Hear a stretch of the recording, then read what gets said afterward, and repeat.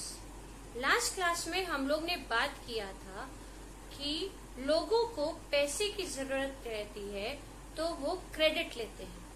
Credit के दो sources, formal sources और इनफॉर्मल सोर्सेस। आज हम लोग बात करेंगे कि फॉर्मल सोर्सेस ऑफ क्रेडिट को कौन मॉनिटर करता है।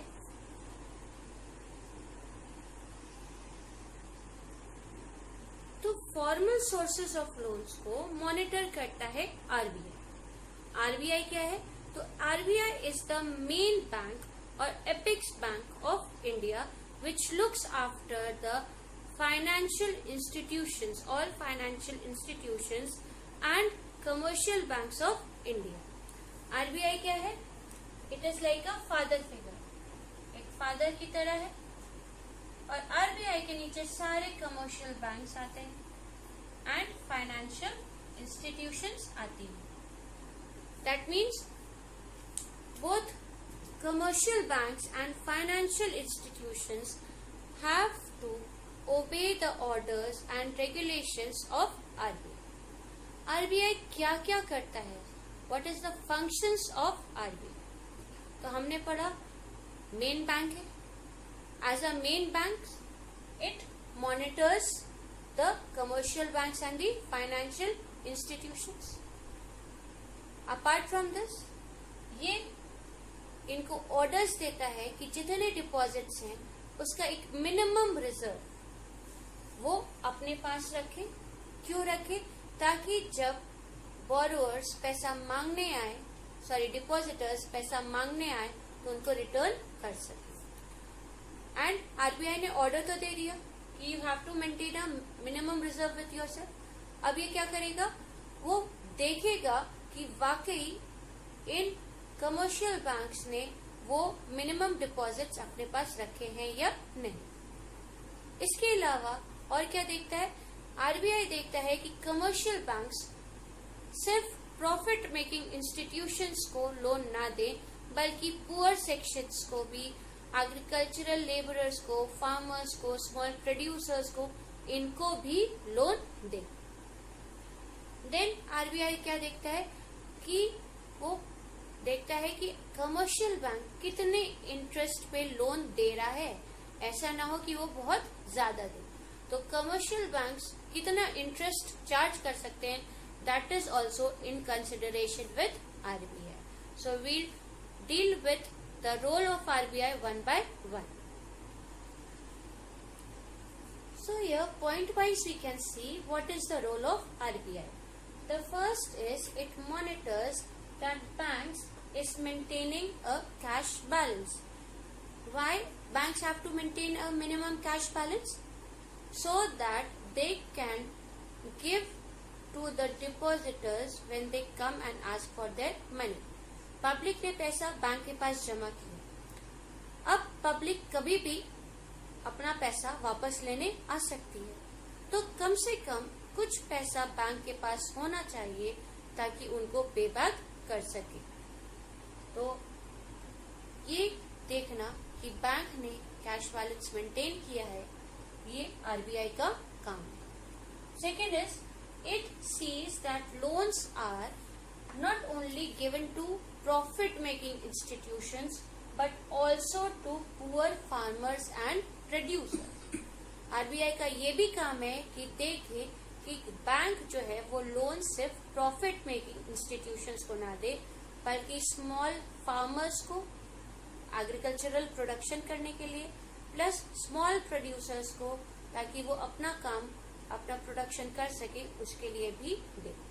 और साथ साथ बाकी लोगों को भी लोन्स दे, जैसे घर बनाने के लिए या कोई और एक्टिविटी के लिए, एजुकेशन के लिए, इन वैरायटी ऑफ पर्पसेस के लिए वो लोन दे। Then third, it keeps a check on the interest rates set on loans by bank. ये मॉनिटर करता रहता है कि बैंक ने कितना इंटरेस्ट ऑन लोन चार्ज किया है।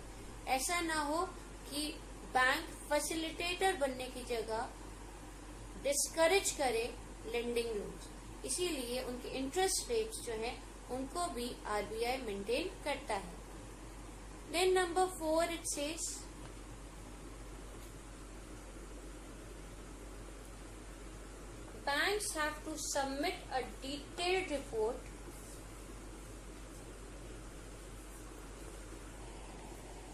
banks have to submit a detailed report on loans given, interest charge etc. to the RBI.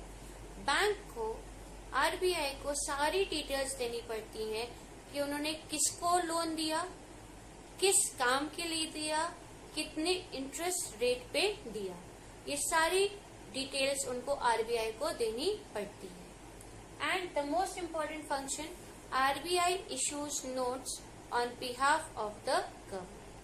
RBI he note छाप सकता है, RBI के अलावा कोई इंस्टीट्यूट नोट नहीं छाप सकती. सो RBI issues notes of 2 rupee denominations and more. अब तो 2 रुपए चलते नहीं, तो 5 रुपए से लेके आगे तक के डिनोमिनेशंस के सारे नोट्स कौन छापता है?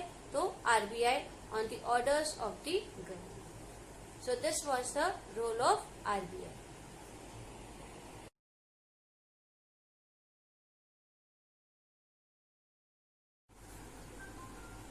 Now this graph that you have seen, it is the graph which shows the urban credit, sources of urban credit. और यहाँ पे 4 ग्रुप्स में लोगों को बांटा हुआ है. Rich households, households with more assets, households with less assets and poor households. उन 4 ग्रुप्स में उसको बांटा हुआ है. और जब उसको स्टडी करते हैं तब पता चलता है कि formal and informal sources, who gets what, that means who is receiving what type of credit. तो यहाँ पे पता क्या चलता है that 85% of poor households who are living in the urban area get loans from informal sector. That means 85% poor people living in urban areas are getting loan from informal sector. Why they are taking loan from informal sector? Because of the absence of collateral. क्योंकि उनके पास collateral नहीं है, proper documents नहीं है, इसीलिए वो informal sector से loan लेते हैं.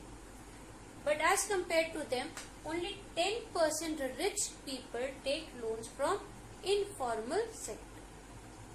सिर्फ 10% रिच लोग हैं जो इनफॉर्मल सेक्टर से लोन लेते हैं. बाकी 90% रिच कहाँ से लोन लेते हैं? From formal sector. क्यों? Because they have the collateral, they have the documentation, so they take loans from the formal sector. This was the story of urban area. Same story rural areas में भी आती है. Same story is accompanied in rural area also. यहाँ भी जो rich households है, जिनके पास assets हैं, ये formal sector से लोन लेते हैं. लेकिन जो पुअर हाउस होल्ड्स हैं, जिनके पास थोड़े से एसेट्स हैं या नहीं एसेट्स हैं, ये कहाँ से लोन लेते हैं? तो they take it from the informal sector. और इनफॉर्मल सेक्टर से लेते हैं तो हाई इंटरेस्ट देते हैं. हाई इंटरेस्ट ऑन लोन की वजह से इनकी अपनी इनकम बहुत कम बचती है और ये आगे ग्रो कर नहीं पाते, बल्कि डेब्ट ट्रैप में फंसते चले जाते. इन्हीं रीजन से ये बार बार स्ट्रेस किया जाता है कि चीप क्रेडिट अवेलेबल होना चाहिए पुअर के पास और अफोर्डेबल होना चाहिए, यानी सबकी पहुंच के अंदर हो, कम इंटरेस्ट हो, ताकि लोग ले सके. So this is who gets what. Rich है तो फॉर्मल सेक्टर में जा रहे, पुअर है तो वो इनफॉर्मल सेक्टर में जा रहे, चाहे वो अर्बन एरिया के हो चाहे वो रूरल एरिया के हो.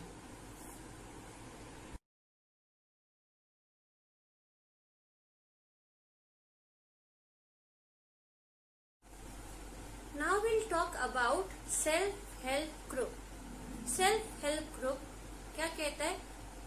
अपनी हेल्प अपने हाथ. यानी आपको किसी से हेल्प मांगने की जरूरत नहीं, खुद अपनी हेल्प करें. तो गवर्नमेंट ने सेल्फ हेल्प ग्रुप्स को बढ़ावा इसलिए दिया कि हर जगह बैंक्स अवेलेबल नहीं होते. और अगर बैंक्स अवेलेबल होते हैं तो भी वो बिना कोलैटरल के लोन नहीं देते। तो फिर इन गरीब लोगों की हेल्प, जो हम लोग ने पिछले केस में पढ़ा कि चाहे रूरल एरिया हो चाहे अर्बन एरिया हो, पुअर लोगों को इनफॉर्मल सोर्सेस से लोन लेना पड़ता है, तो इनकी मदद कौन करे? तो इसीलिए गवर्नमेंट ने इस idea of self help group को बढ़ावा दिया। So why was self help group set up?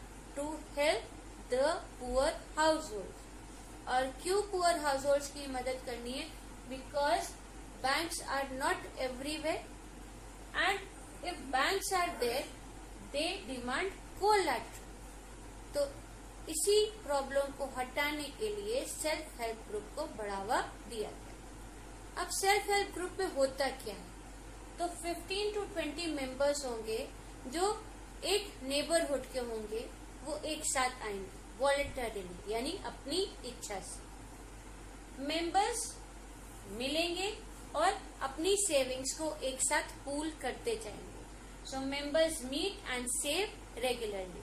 Saving depend करती है, किसी के पास 5 रुपए है, किसी के पास 10 रुपए है, किसी के पास 25 है, किसी के पास 100 है। सब अपना पैसा एक जगह सेव करते जाएंगे, किसी एक बंदे के पास वो पैसा जमा होते जाएगा सबके नाम के साथ। सपोज 20 पीपल थे, किसी ने 10 दिया, किसी ने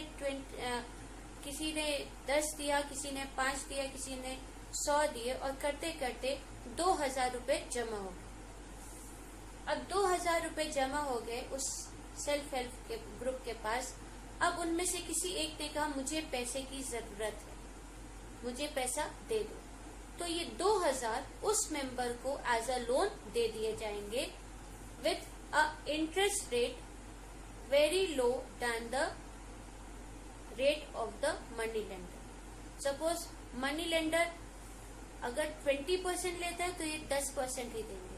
तो 2000 दिया, 10% उसका 200। तो अब ये बंदा जब इसका काम हो जाएगा आफ्टर अ स्टिपुलेटेड टाइम कितना पैसा रिटर्न करेगा? 2000 प्लस 200। अब ये 200 क्या होगा? तो जिसने जितना कंट्रीब्यूट किया था उसके हिसाब से उसको बढ़ जाएगा, यानी उसकी अपनी सेविंग इंक्रीज हो जाएगी। ये पैसा अभी भी सेल्फ हेल्प ग्रुप में बना रहेगा। अगर ये ग्रुप इसी तरह से रेगुलर सेविंग्स करते जाता है, तो if savings are regular they can take loan from the bank. और बैंक से लोन क्यों ले सकते हैं? For carrying out any productive activity.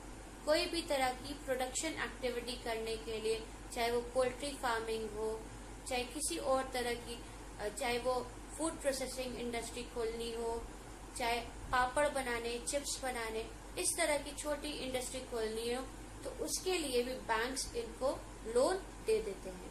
Collateral के रूप में क्या हो गया? तो इनकी जो सेविंग्स थी वो कोलैटरल के रूप में जमा कर दी। बैंक्स कम कोलैटरल के साथ भी, इतने मामूली से कोलैटरल के साथ भी इनको लोन दे देते हैं, क्योंकि उनको पता है कि 1% भाग सकता है, पूरा का पूरा नेबरहुड भाग नहीं सकता। और अगर कोई एक बंदा भी पैसा रिटर्न नहीं करेगा तो वो पूरा ग्रुप अपने से उस पैसे को उनसे डिराइव कर सकता है। तो बैंक को श्योरिटी हो जाती है कि उसका पैसा मिल जाएगा।